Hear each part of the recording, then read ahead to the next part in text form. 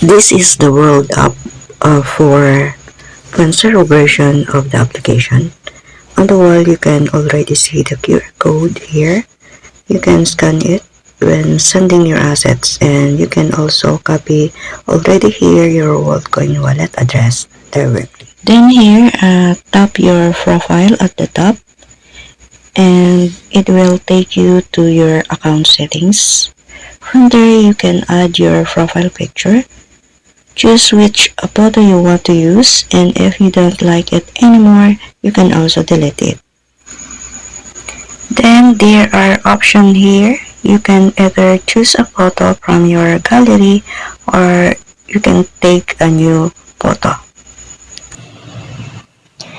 This is the new update of World App or World Network.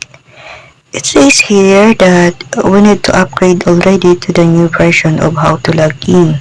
Okay, so it says here that our login method allows us to access in our World App account if we lose or change our device. Tap Upgrade to secure your account with passkey. Use your face or fingerprint to confirm it's you and secure your account and money. Check the box, then tap Create Passkey. This passkey will be saved to Google Password Manager.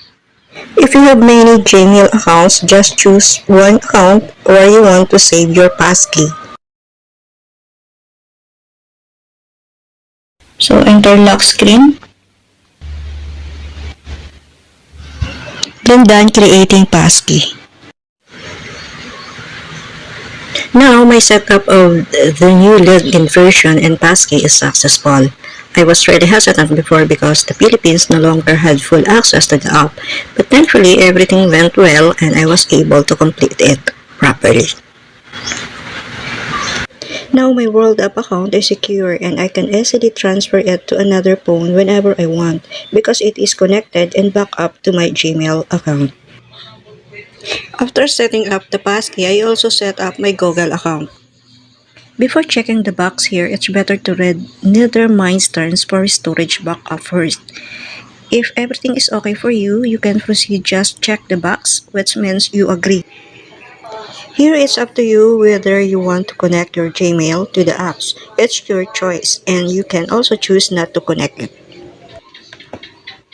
Having a passkey is important because it provides more secure and passwordless way to access our account, reducing the risk of hacking or forgetting passwords. Connecting our Gmail also serves as a backup so we can easily recover or transfer our account if we lost or change our device. In World App, this adds an extra layer of protection and makes our account more secure and accessible.